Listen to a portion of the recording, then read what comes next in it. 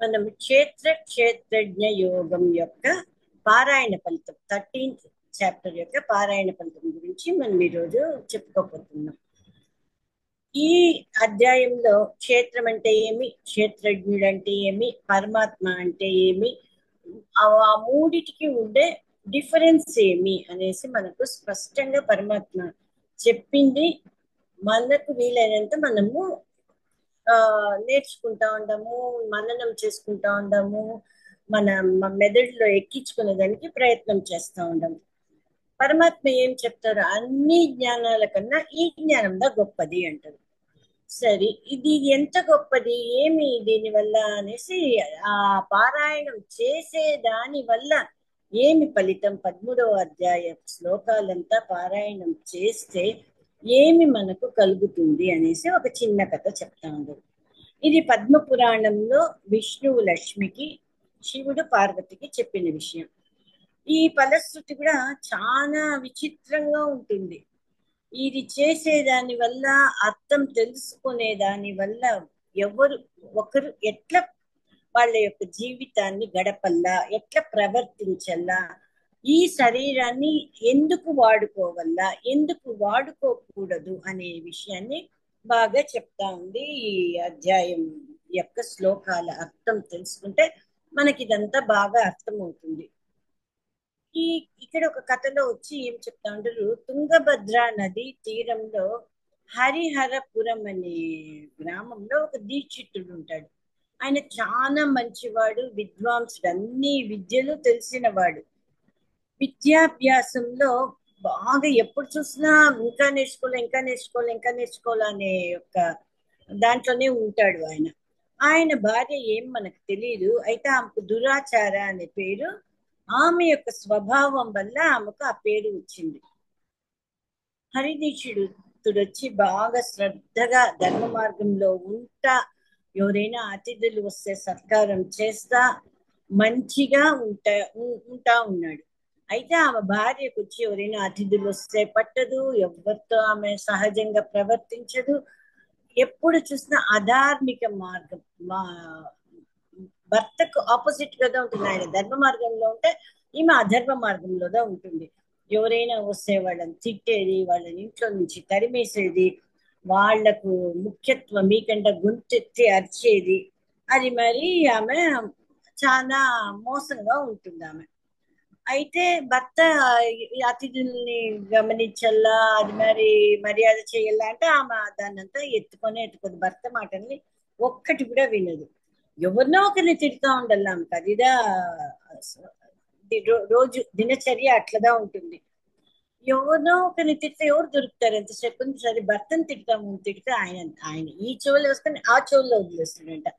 భర్త ఇది మరి మనం ఏమి తిడితే నువ్వు కదలక మెదలక ఉండే దాని వల్ల, ఏమి రియాక్షన్స్ లేని దాని వల్ల ఆమెకే బోర్ కొట్టేసి ఆమె అడవికి పోయి అరుస్తా ఉంటుందంట. చెట్ల దగ్గర, పుట్ల దగ్గర, అన్నిటి దగ్గర అరుస్తా ఉంటుందంట.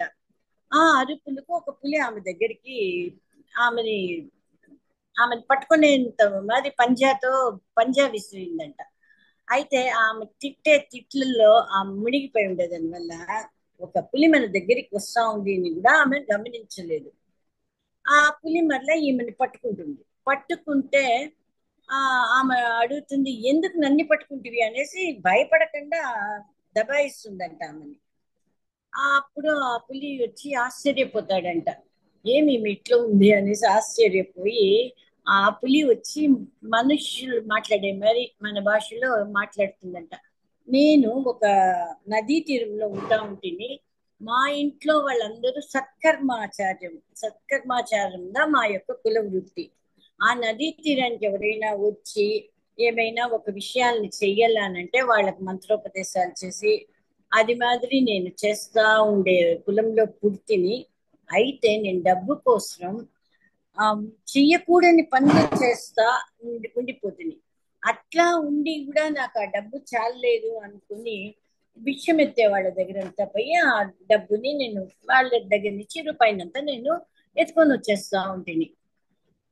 ఇట్లా ముసిలితనం వచ్చినా కూడా కొందరు ఉంది, యువకులుగా ఉండేటప్పుడు ఉడుకు రక్తంతో ఏదైనా ఒకటి చేసేస్తారు. ఆడపో ఏమవుతుంది, ఏమైతే అది చూసుకుంటామనేసి. కానీ ముసలి వాళ్ళైతే చాలా మంది మనం చేసింది తప్పు అనేసి మంచి ప్రవర్తనలో పోతురు. అయితే ఈయన వచ్చి అది కూడా పోకుండా ఆ ముసలితనంలో కూడా దానాలు చేయకుండా ధర్మాలు చేయకుండా దాని వల్ల ఒక కుక్క కరిచిన దాని వల్ల ఆయన చనిపోతాడు. చనిపోతే ఆయన్ని గోతిలో పడవేసేసినారంట, పెద్ద పెద్ద పళ్ళాల్లో వేసేసినారంట, రకరకాల బాధలు పెట్టినారంట. ఈ అన్ని బాధలు పెట్టిన తర్వాత ఆయనకు పులి జన్మ వచ్చిందంట. అయితే ఏదో ఒక జన్మలో ఒక కొంచెమైనా పుణ్యం చేసి ఉండాడేమో, అందువల్ల ఆయనకు పోయిన జన్మలో ఏమేం పాపాలు చేసి దానివల్ల ఏమేమి శిక్షలు నరకంలో పడింది అదంతా ఆయనకు జ్ఞాపకం ఉంటుంది. అందువల్ల ఈ పులి జన్మలో ఏం చేస్తారు, ఎవరిని అంటే మంచి వాళ్ళనంతా తినడు, మోసం చేసేవాళ్ళు అది మరి వాళ్ళందా తినే దొంగలు అది మరి నీచ ప్రవృత్తి కలిగిన వాళ్ళని మాత్రంగా తింటా ఉన్నారంట. ఈమె అరిచే అరుపులు చూసి ఇది ఖండితంగా అధర్మం చేసే మనిషిగా ఉంది అనేసి నేను నిన్ను పట్టుకున్నాను అనేసి చెప్పి దురాచారాన్ని తినేస్తాడు. తినేస్తే దురాచార చనిపోయి నరకానికి పోడుస్తుంది. నరకానికి పోతే ఆమె చేసిన ఒక్కొక్క తప్పుకు ఒక్కొక్క శిక్ష అనే మాదిరి కంబానికి వేడి కంబానికి కట్టేసినారంట, శూలాలతో గుచ్చినారంట, దేవినారంట. మనం ఎన్ని చదువుతాం కదా నరకంలో ఏమేమి ఉంటుంది, అదన్ని బాధలు ఆమె అనుభవించింది. అది అనుభవించిన మరలే ఇంకొక జన్మలో కూడా స్త్రీగానే పుట్టింది. మరలను దురాచార అదే స్వభావంతో పుట్టింది, ఆమె మారి పుట్టలేదు. అట్లా ఉండేటప్పుడు ఆమెకే తెలియకుండా ఆమె పూర్వ జన్మలో ఉన్న ఊరు హరిహరపురం, ఆ శివాలయానికి దర్శనానికి పోయిందంట. ఆమెకి ఎందుకు దర్శనం చేయాలనుకుంది కూడా మనకు తెలియదు. అక్కడ వాసుదేవుడు అనే పండితుడు దినము భగవద్గీత పారాయణం చేస్తూ ఉంటాడు. ముఖ్యంగా 13వ అధ్యాయం పారాయణం చేస్తూ ఉంటే ఆమె పూర్తి శ్లోకాల్ని వినిందంట. ఆమెకే తెలియకుండా ఆమె యొక్క స్వభావంలో మార్పు వచ్చేసింది. ఆ మార్పు ఎట్లా ఉంది అంటే, అయ్యో మనం భర్త మాట వినకుండా ఆయన్ని తిడుతూ ఉంటే మేము వచ్చిన వాళ్ళనంతా మనము సరిగ్గా గమనించకుండా ఇంట్లో నుంచి తరిమేంత తరిమేంత మనం అరిచినామే అనేసి చాలా మార్పు వచ్చేసింది. మనం ఇన్ని తప్పులు చేస్తే ఇది ఎట్లా ఈ మార్పు వచ్చింది ఆమెకే అర్థం కాలేదంట. ఓహో త్రయోదశోధ్యాయ పారాయణ శ్రవణం వల్ల వచ్చింది అనేసి ఆమెకు మళ్ళీ అర్థమవుతుంది. ఎట్లా మనకు ఇంత త్వరగా ఎట్లా మనలో మార్పు కలిగింది అనేసి. మళ్ళీ క్రమంగా ఆమె ఒక్కొక్క దుర్లక్షణాన్ని వదిలేసి స్వర్గానికి పోయిందంట. దీంట్లో నుంచి మనకి ఈ కథలో నుంచి ఏమి తెలుస్తుంది, ఈ పారాయణ ఫలితాన్ని గమనిస్తే మనకేం తెలుస్తుంది అంటే, పురాణాల్లో ఏం చెప్తారు అంటే, శరీరం నేను అనే భావంతో శరీర సుఖం కోరుకు ఏదైనా చేసేది, ఏ అకార్యమైనా చేసి శరీరాన్ని రక్షించుకోవాలా అనేదిగా మానవుల యొక్క దుస్వభావం. మంచి స్వభావం కాదు, ఏదైనా చేసేయచ్చు అనే చెడ్డ తలంపు ఉంటుంది. అది ఏదంటే అది చేసేసి మాకు అడ్డు లేదు, ఏ ఫలితం వస్తుందో తెలుసుకోకుండా ఏ పని అయినా చేసేది. ఇప్పుడు వచ్చి మనకు ఇదిదా వస్తుంది ఫలితం అంటే మనం ఆ పని చెయ్యము. అందుకుదా మనకు ముందు శ్లోకాల్లో కూడా తండ్రి వచ్చి కొడుకు దొంగగాదా పుడతాడు, గజ దొంగదా అవుతాడు జాతకంలో చెప్తే కూడా ఆయన ఏం చేస్తున్నారు, అతడికి ఏ యొక్క విద్యలు నేర్పించకుండా ఈ పాపం చేస్తే ఏం వస్తుంది అనే విద్యను మాత్రం నేర్పించి ఆ ఆ బిడ్డ మంచి మార్గంలోకి పోయేదానికి ఆ తండ్రి సహాయం చేసినాడు. అది మరి మనకు కూడా ఈ పని చేస్తే ఇది అవుతుంది అనే నాలెడ్జ్ ఉండిందంటే తప్పకుండా ఆ పని చెయ్యము. ఈ ఎందువల్ల చెయ్యము. అయితే ఈ 13వ అధ్యాయంలో ఏం చెప్పినారంటే, మనకు అమానిత్వం అదంబిత్వం అనేసి మనకు ఒక 20 గుణాలు చెప్పి ఇట్లంతా ఉంటివంటే నువ్వు పరమాత్మను పొందగలుగుతావు అని చెప్పిండారు. కాబట్టి అదంతా మనం మననం చేసుకొని మనం ఆ మార్గంలో పోవాల. సరే, ఈ మానవ శరీరం ధరించేది ఎందుకు అంటే, ఒక మహోన్నతమైన ఒక పెద్ద ప్రయోజనం కోసం. ఏదో మనిషిగా పుట్టి ఏదంటే అది చేసే దానికి కాదు మనం పుట్టింది. మన తాత్కాలికమైన అంటే షార్ట్ టర్మ్ ఆనందం హ్యాపీనెస్ మనం తెచ్చుకోకూడదు. శాశ్వతమైన ఆనందం పొందే అవకాశం ఈ మనిషి జీవితంలో మాత్రమే ఉంది. కాబట్టి శాస్త్రీయమైన గురోపదేశము, పరమాత్మ ఉపనిషత్తులు సారంగా తీసుకొని వచ్చిన భగవద్గీత యొక్క ఉపదేశాలు విని ఈ శరీరము మనం ఎందుకు ధరిస్తుంది అనే విషయాన్ని అర్థం చేసుకుని దానికి తగినట్లుగా మనం ప్రవర్తిస్తుంది అంటే మనము పై పై స్థాయిలకు పోగలుగుతాము, ముందుకు వెళ్ళగలుగుతాం. మళ్ళీ ముందుకు వెళ్ళిన తర్వాత వెనక్కు తప్పకుండా జారియే పోకూడదు అనేది మనం బాగా జ్ఞాపకం పెట్టుకోవాలి. స్థిరంగా మన మనసులో పోయి కూర్చొనే వెళ్ళాలి. మళ్ళీ తప్పు చేసిన వాడికి శిక్షలు తప్పవు.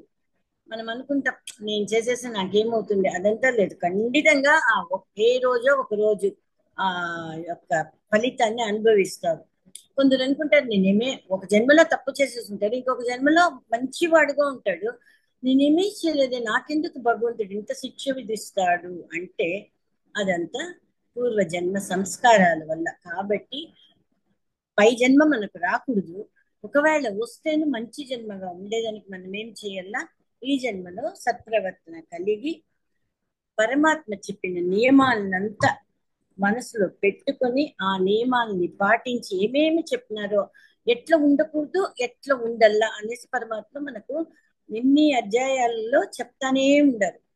దాన్ని మనం మననం చేసుకుంటా ఒక్కొక్క అడుగు ముందుకు వేస్తా తిరిగి వెనక్కు పడిపోకుండా జారిపోకుండా పరమాత్మ చెప్పే మార్గంలో పోయి పై స్థాయికి పోయేదానికి ప్రయత్నించి ఆత్మ జ్ఞానాన్ని సంపాదించి పరమాత్మను పొందేదానికి మనము ప్రయత్నం చేస్తానే ఉంటాం.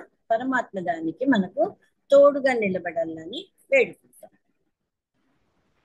క్షీరాబ్ది ద్వాదశి తులసి కళ్యాణం ఒక వారం ముందు మనము ఈ ద్వాదశి గురించి వింటా ఉంటుంది. ఇది ఏమి, ఈ ద్వాదశి ఎందుకు, ఏమి తులసి కళ్యాణం అంటే ఏమి అనే ప్రశ్నలకు ఒక సమాధానంగా నేను చిన్న కథ చెప్తాను. ఈ కార్తీక మాసంలో వచ్చే ద్వాదశింద క్షీరాబ్ది ద్వాదశి అంటారు. ఆషాఢ మాసం అంటే ఆడి నెలలో యోగ నిద్రకు పోయేస్తారు శ్రీ మహావిష్ణువు.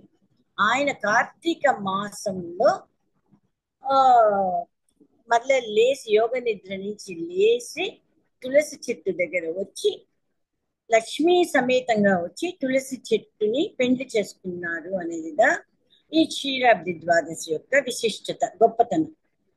సరే 4 నెలలు నిద్రపోయి ఆయన లేచినారు కదా, ఏమి విషయము అనేసి అంటే తులసి వచ్చి పోయిన జన్మలో బృందగా లక్ష్మీ అంశతో కాలనేమి అనే రాక్షసుడికి కూతురుగా పుట్టింది.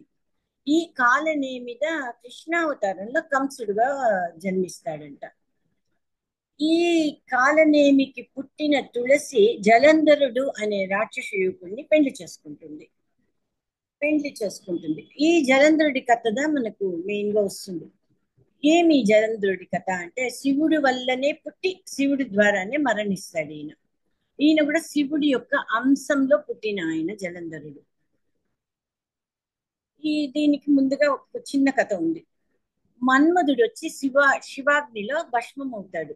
ఎందుకు భస్మం అవుతాడు అంటే దక్ష యజ్ఞంలో పార్వతీదేవి వాళ్ళ నాయన అవమానం చేసేసినాడు తన ముగ్గురిని అనేసి ఆమె అగ్నిలో ఆహుతిగా పొడుస్తుంది. అగ్నికి ఆహుతిగా పోయి భస్మమైపోయి బూడిదైపోతే శివుడికి చాలా మనసు కష్టమైపోయి చాలా శోకంలో ఉండి ఆయన తపస్సుకు పొడుస్తాడు హిమాలయాల్లో. ఆయన హిమాలయాల్లో తపస్సు చేసుకుంటా ఉండేటప్పుడు వజ్రాంగుడు అనే రాక్షసుడికి తారకాసురుడు అనే రాక్షసుడు పుడతాడు. వాడు చాలా బలవంతుడు. రాక్షసుడు అంటేనే మోసమైన వాళ్ళు, ఇంకా బలవంతుడు అంటే ప్రజల్ని చాలా హింస పెడతా ఉంటే ఆయనని సంహరించేదానికి శివ పార్వతులు కలిసి వాళ్ళకు బిడ్డ పుట్టేదా జరుగును అనేసి అంటారు దేవతలు.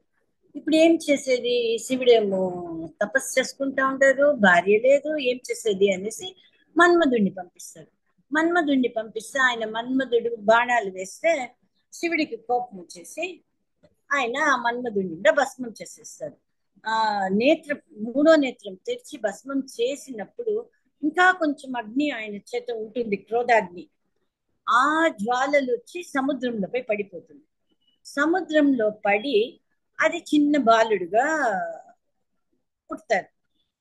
ఆ సముద్రంలో నుంచి పుట్టినవాడు కాబట్టి ఆయనకు జలంధరుడు అనే పేరు వస్తుంది. చూస్తుంటే శివుడి యొక్క అంశద ఆయన. సరే, ఆయన అది మరి పుట్టి ఆయన యువకుడు అవుతాడు. ఆయన రాక్షసుడుగా శుక్రాచార్యుల దగ్గర బాగా దండిగా విద్యలు నేర్చుకుని బలవంతుడు అయి ఉంటాడు ఆయన కూడా. ఆయన కాలనేమి అనే రాక్షసుడి యొక్క కుమార్తె బృందని పెళ్లి చేసుకుంటారంట. అయితే ఈ బృంద రాక్షస వంశంలో పుట్టి ఉంటే కూడా విష్ణు భక్తురాలు, పరమ మంచి నడవడిక కలిగింది. ఏమి అంటే ఆమె లక్ష్మీ అంశంలో పుట్టిన దానివల్ల. సరే, ఇది ఇట్లా ఉంటే ఆ జలంధరుడు రాక్షసుడు బాగా బలమైన వాడు కాబట్టి రాజు అయిపోతాడు. ఆ రాజు అయినప్పుడు ఆ రాజసభకు శుక్రాచార్యుడు ఒకసారి వచ్చేటప్పుడు ఏదో ఒక మాటలు మాట్లాడుకుంటాం కదా, ముందు జరిగింది, వెనకలు జరిగింది, రాబోయేదాన్ని, అది మరి మాట్లాడేటప్పుడు శుక్రాచార్యుడు చెప్తాడంట, క్షీరసాగర మదనం అప్పుడు రాక్షసునంతా ఏమరిచేసి ఈ దేవతలు ఏం చేస్తున్నారు అంటే, క్షీరసాగర మదనం అప్పుడు ఒక్కొక్క వస్తువు వస్తూ ఉంటుంది. ఫస్ట్ లక్ష్మీదేవి వస్తారు, మళ్ళీ ఉచ్చైశ్వరం వస్తుంది. ఉచ్చైశ్వరం అనేది ఒక స్వే తెల్లని గుర్రాలు, అవి వస్తుంది. ఐరావతం వస్తుంది, కామధేను వస్తుంది, కల్పవృక్షం వస్తుంది. వీటిని అన్నిటినీ రాక్షసులకు ఇయ్యకుండా దేవతలు, అమృతం కూడా వస్తుంది, అమృతం కూడా వాళ్ళకి ఇవ్వకుండా దేవతలు ఏమరిచి ఎత్తుకొని పొడుస్తారు అనే మాటలు వచ్చినప్పుడు ఈ జలంధరుడికి కోపం ఎక్కువైపోతుందంట. అది ఎట్లా వాడు వాళ్ళ అధిమారి ఎంత ఎత్తుకోపోతుడు అనేసి ఒక దూతని పంపిస్తాడు. కాశ్మరుడు అనే దూతని స్వర్గానికి పంపించి మాకు అదంతా ఇయ్యాలా అని అంటారంట. వాళ్ళు ఇయ్యము, మేము ఇవ్వము, అదంతా మాదిదా. ఇప్పుడు మన కాశ్మీర్ జగడాలు మరి పాకిస్తాన్ కు మనకు వచ్చిన మాదిరి దేవతలకు జలంధరుడికి వచ్చిండదు. సరే ఇయ్యము అనేసి అంటారు. ఈ జలంధరుడికి ఏమి అంటే బ్రహ్మ దగ్గరనే వరం పొందింటాడు, నాకు ఎవ్వరి దగ్గర నుంచి చావు రాకూడదు అని అనేసి అడిగితే బ్రహ్మ చెప్తాడు, ప్రతి ఒక్కరు పుట్టిన వాళ్ళు ప్రతి ఒక్కరు చనిపోవలసిందిదా, నేను కాంటే నీకు ఒక వరం ఇస్తాను, నీ భార్య పతివ్రతగా ఉండేంత వరకు నీకు చావు లేదు అనేసి చెప్తే ఆయనకి ఇంకా గర్వం అయిపోయి ఆ దేవతలపై జగడానికి పోయి ఇంద్రుడిని పట్టుకునేది, ఆ దేవ సభని ఆక్రమించేది, అది మరి అంతా చేసేకాటికి దేవతలంతా ఏం చేసేది తెలియకుండా విష్ణువు దగ్గరికి పోతారు. విష్ణువు దగ్గరికి పోయే ముందు నారదుడు ఏం చెప్తాడు ఈ జలంధరుడితో, నీవేమి సుమారైన భార్య ఎంతో పెట్టుకుంటావు, అతిలోక సుందరి వచ్చి పార్వతిదా, ఆమెని కదా నువ్వు చేజిక్కించుకోవల్లా, నువ్వు అది మరి లేకుంటే ఇంత గొప్ప బలమైన వాడు, నువ్వు ఇది మరి చేస్తా ఉండావి అనేసి నారద కలహం మరి ఆయన చెప్పేసిన దానివల్ల ఆయనకు పార్వతిని పట్టుకోవాలని అనుకునే దానివల్ల పరమేశ్వరుడికి కోపం వస్తుంది. ఇది ఒక పక్క జరుగుతా ఉంది. ఇక్కడ వచ్చి విష్ణువుని కోరుతారు వాళ్ళు. సరే ఏం చేసేది, సాధారణంగానే విష్ణువు ఏం చేస్తారు, లోక కళ్యాణం కోసం ఎట్లనో లోక కళ్యాణంలో ఆయనకు ఫస్ట్ ప్రయారిటీగా ఉంది కాబట్టి ఆయన ఏం చేస్తారు, ఈ తులసి బృందా దగ్గరికి పోయి జలంధరుడి రూపంలో, ఇక్కడ శివుడితోటి జలంధరుడు జగడం వేస్తా ఉంటాడు కాబట్టి ఆ సమయం చూసుకొని విష్ణువు బృందా దగ్గరికి పోయి జలంధరుడి రూపంలో పోతే ఆమె భర్త అనుకొని దగ్గరికి పోతుంది అంతదా, దానికే ఆమెకు పతివ్రత భంగం కలిగిపోతుంది అని అంటారు. సరే, మళ్ళీ ఆ స్పర్శలోనే తెలుసుకొనేస్తుంది అది తన భర్త కాదు అనేసి. అయితే ఆమెకు పతివ్రత భంగం అయిపోయింది. దానివల్ల శివుడు జలంధరుడితో జగడం వేస్తా ఉండేటప్పుడు ఆ జలంధరుడికి శక్తి తగ్గిపోయే దానివల్ల శివుడు జలంధరుడిని చంపేస్తాడు. అది చంపేస్తే ఈమెకు కోపం వచ్చేస్తుంది, నేను విష్ణు భక్తురాలు, అట్లా ఉన్న నన్ను నువ్వు ఇది మరి చెయ్యొచ్చునా, ఏమి ఏ విధిగానో అన్నావు, ఒక పతివ్రతని ఇది మరి అవమానం చేయవచ్చునా, నువ్వు రాయిగా పొడియల్లా అనేసి శాపమిస్తుంది ఆమె. అప్పుడు విష్ణువు చెప్తాడు, నేను ఈ జలంధరుడి రూపంలో వచ్చిన విష్ణువు రాయిగా పోతాడు, అయితే నా యొక్క విష్ణు తత్వాన్ని నేను వైకుంఠానికి తీసుకొని పొడుస్తాను, కాబట్టి ఈ జలంధరుడి రూపంలో ఉన్న విష్ణువు మాత్రం రాయిగా పొలుస్తాడు. అయితే నువ్వు నా యొక్క భక్తురాలు కాబట్టి నువ్వు నదిగా పారల్లా, గండకి నదిగా పారల్లా, నేను అక్కడ రాయిగా ఉంటాను.